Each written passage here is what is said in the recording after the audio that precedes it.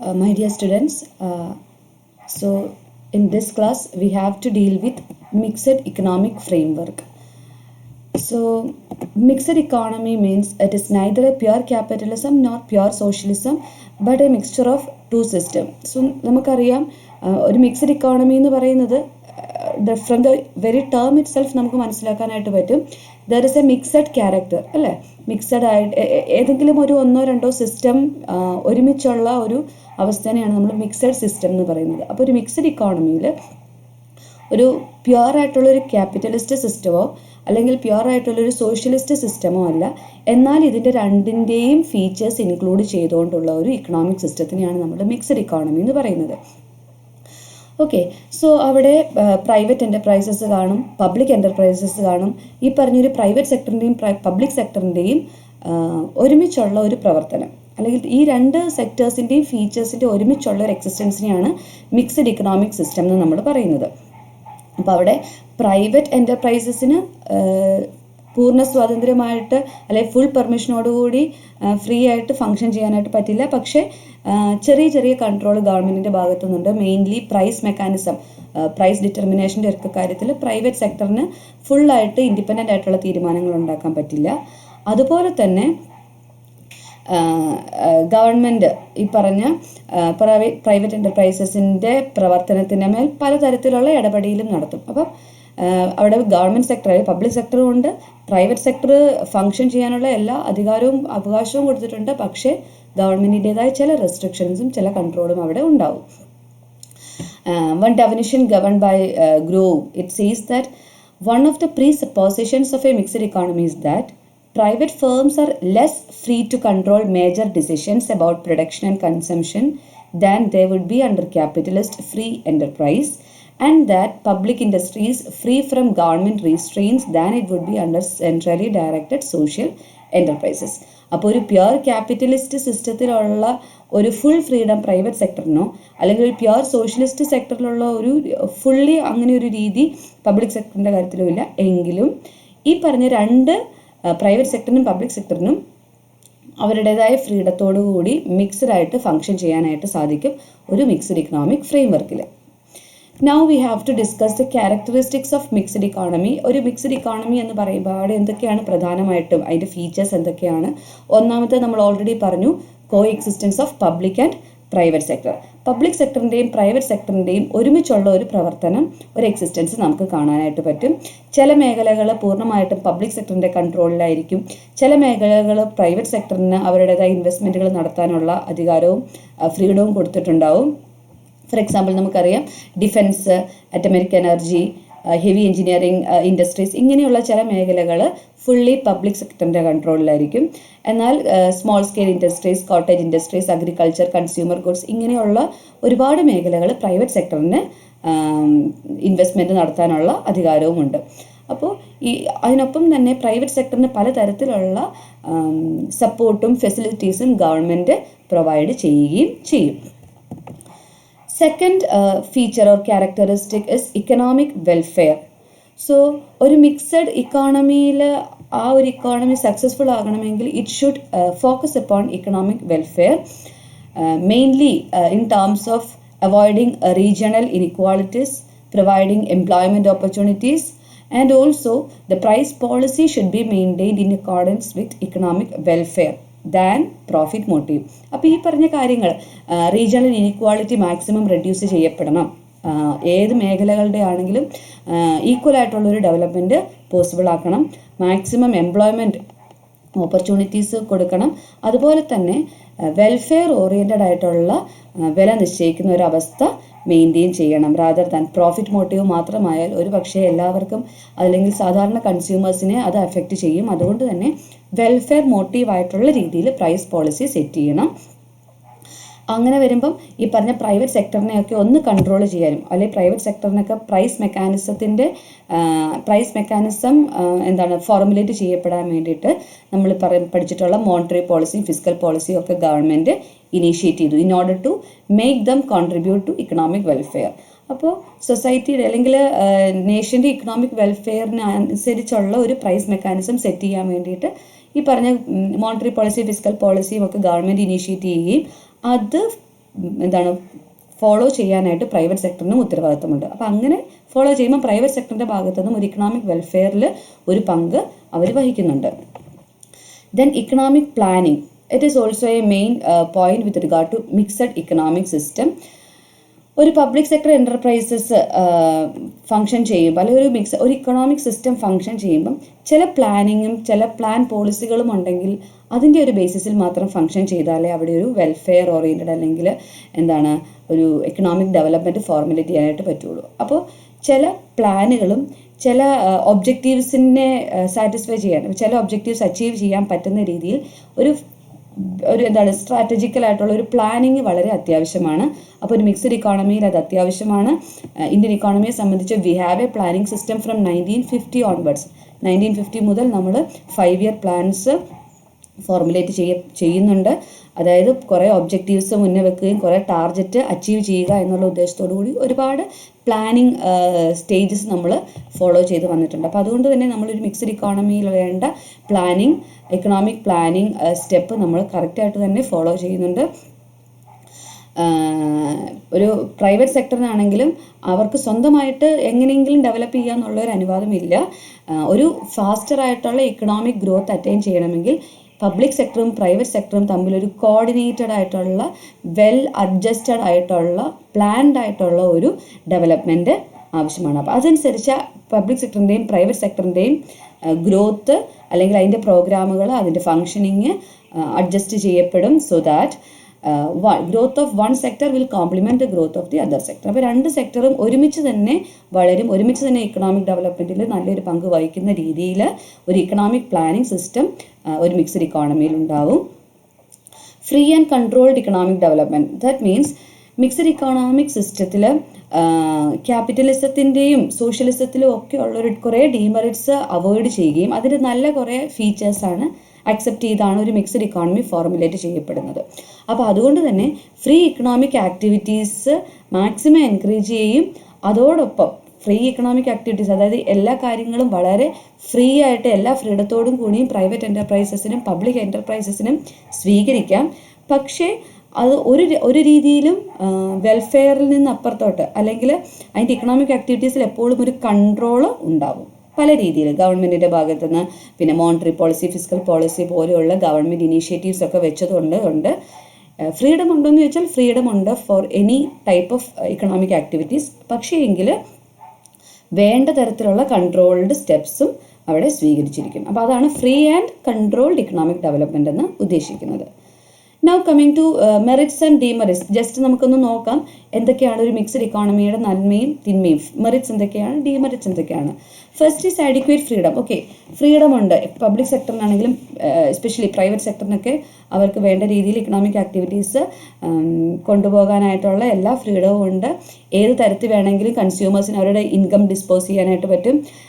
Government monetary പോളിസിയും physical പോളിസിയും ഒക്കെ ഇംപ്ലിമെൻറ്റ് ചെയ്താലും ഒരു പരിധിവരെ consumers are very free to use their income. അതുപോലെ ഫാക്ടേഴ്സ് ഓഫ് പ്രൊഡക്ഷൻ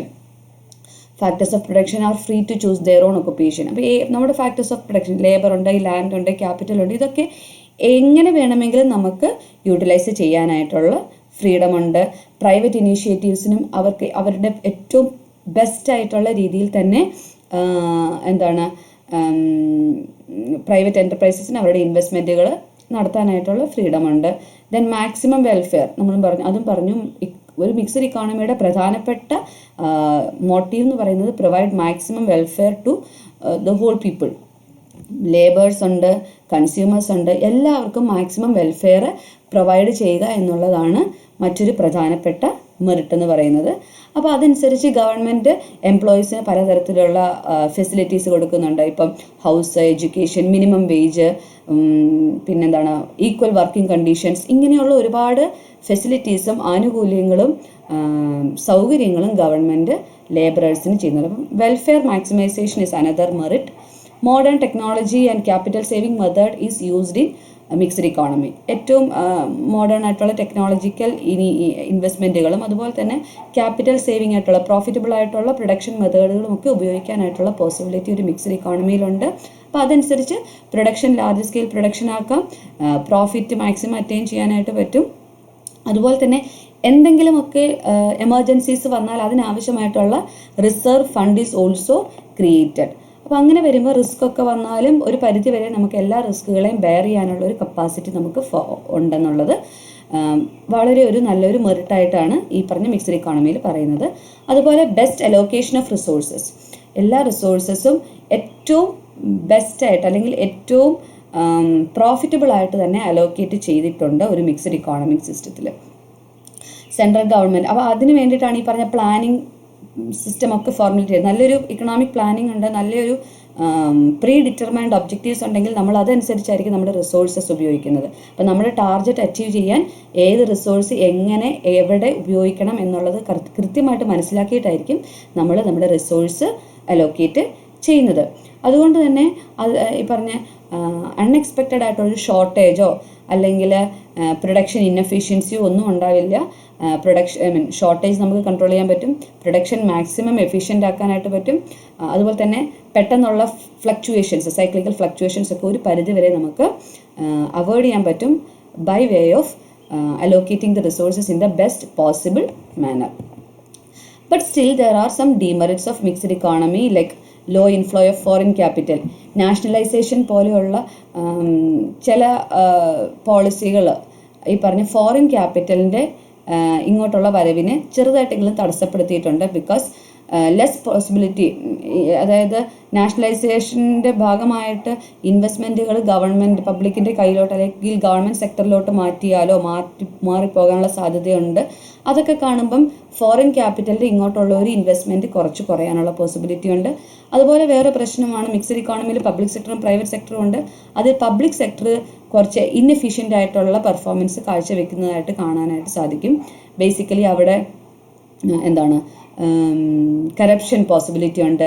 പിന്നെ വളരെ ഡിലേ, എല്ലാ കാര്യങ്ങൾക്കും ഭയങ്കരമായിട്ട് താമസം വരും. ഡിസ്ക്രിമിനേഷൻ ആൻഡ് റെഡ് ടാപ്പിസം, അതായത് ചുവപ്പുനാട പ്രശ്നങ്ങൾ, ഫയലുകളോ അല്ലെങ്കിൽ അങ്ങനെ തീരുമാനങ്ങൾ എടുക്കാതെ ഒരുപാട് കാര്യങ്ങൾ കെട്ടിക്കിടക്കുന്ന ഒരവസ്ഥകൾ. അപ്പോൾ ഇതൊക്കെ പബ്ലിക് സെക്ടറിൻ്റെ എഫിഷ്യൻസിനെ കുറയ്ക്കുന്ന കാര്യങ്ങളാണ്. പിന്നെ പ്രൈവറ്റ് സെക്ടറിൻ്റെ മേൽ നമ്മൾ ഫ്രീഡം ഉണ്ട്, പ്രൈവറ്റ് സെക്ടർ ഫുള്ളി ഫ്രീ ആണെന്നൊക്കെ പറയുമ്പോഴും there are many control on private sector.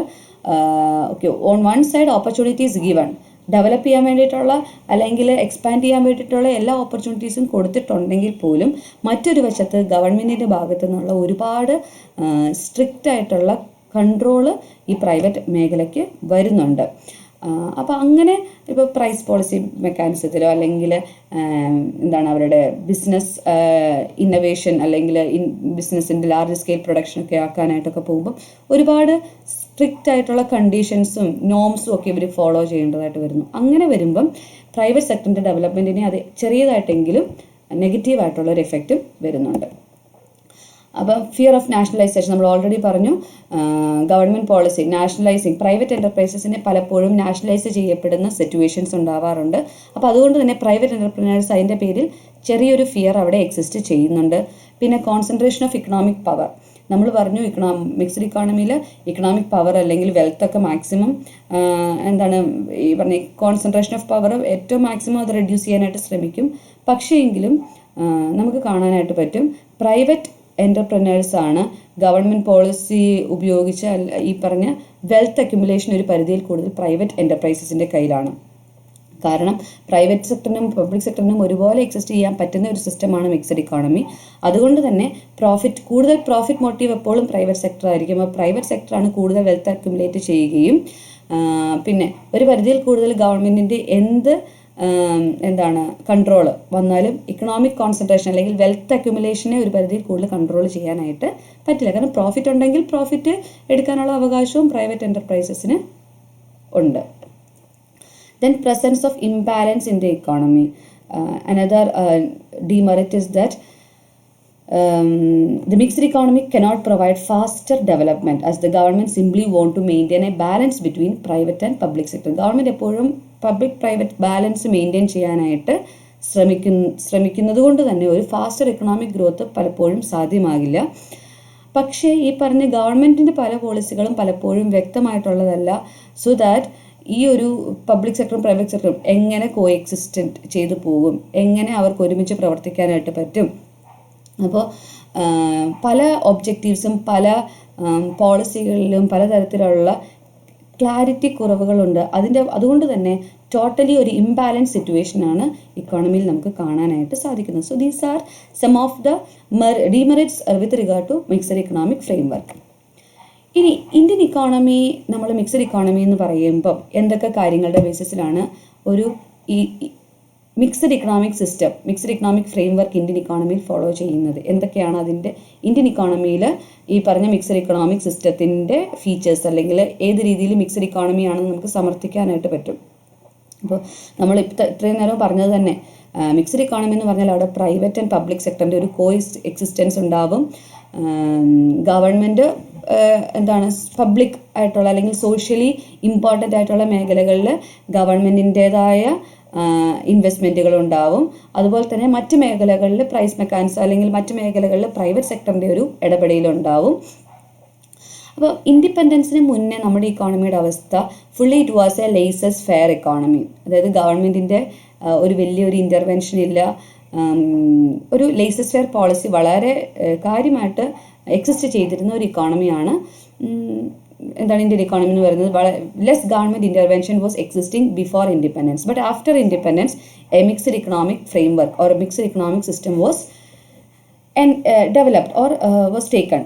So in 1948, India declared itself as a mixed economy through many industrial policy statements. പല വർഷങ്ങളിൽ ഇൻഡസ്ട്രിയൽ ആക്റ്റുകൾ വന്നു. അതായത് പ്രൈവറ്റ് ഇൻഡസ്ട്രിയൽ എൻ്റർപ്രൈസസിനെയും പ്രൈവറ്റ് ഇൻവെസ്റ്റ്മെൻറ്റുകളെയും കൺട്രോൾ ചെയ്യാനും regulate ചെയ്യാനും വേണ്ടിയിട്ട് ഒരുപാട് ഇൻഡസ്ട്രിയൽ പോളിസികൾ വന്നു. 1951 വന്നു, അതിനുശേഷം 1956 വന്നു, 77 വന്നു. അങ്ങനെ പല വർഷങ്ങളിലായിട്ട് ഈ ഇൻഡസ്ട്രിയൽ പോളിസി സ്റ്റേറ്റ്മെൻറ്റുകൾ അതിൻ്റെ അമെൻമെൻറ്റുകളും ഒക്കെ വന്നുകൊണ്ടിരുന്നു.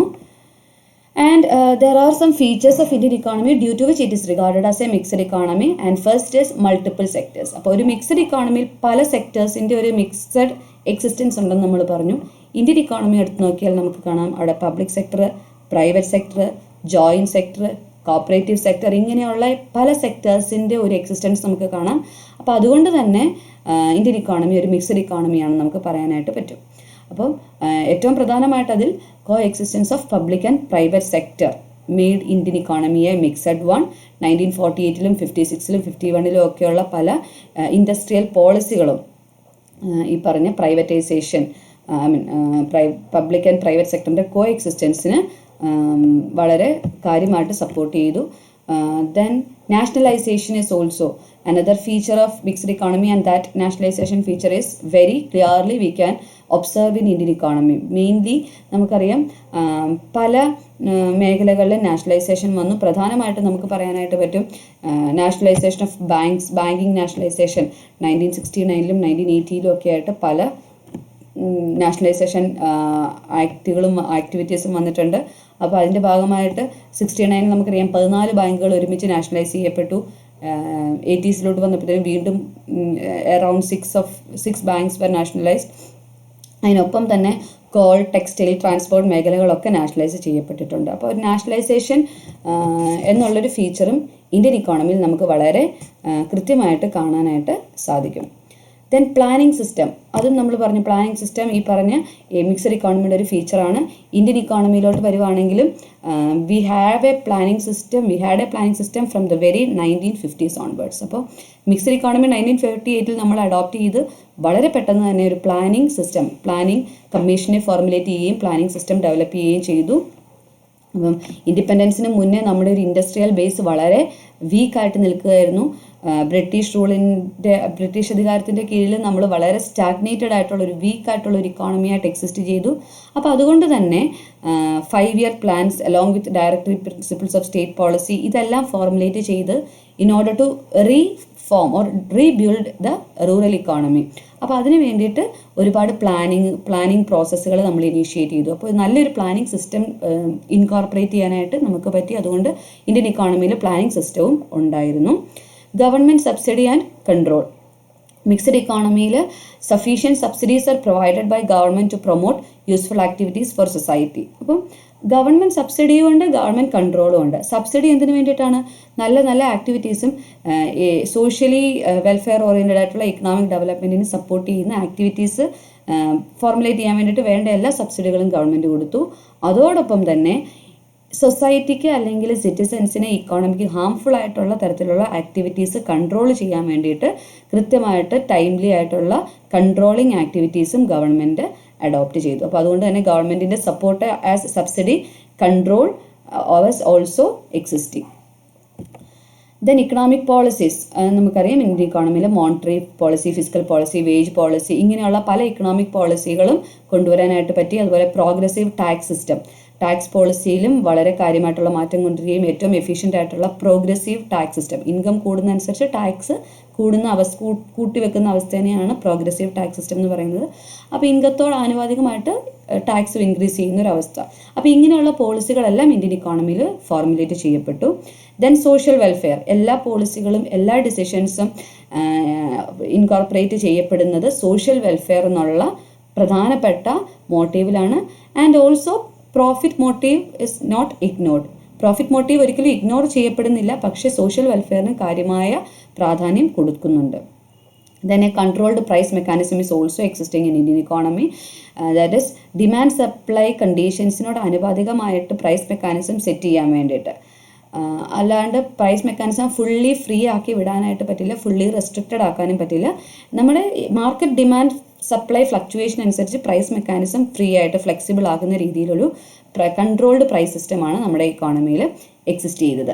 മിനിമം പ്രൈസും മാക്സിമം പ്രൈസും എപ്പോഴും ഗവൺമെൻറ് ഫിക്സ് ചെയ്തു. ഒരുമാതിരി എല്ലാ കമ്മോഡിറ്റീസിൻ്റെ കാര്യത്തിലും ഈ പറഞ്ഞൊരു മിനിമം മാക്സിമം പ്രൈസ് സെറ്റ് ചെയ്യാനായിട്ട് പറ്റി. For certain commodities price is fixed according to price mechanism. Price mechanism base ചെയ്ത് ചില കമ്മോഡിറ്റീസിന് ആ ഒരു പർട്ടിക്കുലർ റേഞ്ചിൽ മാത്രം നിർത്തിക്കൊണ്ട് പ്രൈസ് പോളിസികൾ അഡോപ്റ്റ് ചെയ്യാനും സാധിച്ചു. So these are the different features based on which we can categorize Indian economy into a mixed economy. So this is the mixed economic framework situation that is existing in the Indian economy. Thank you.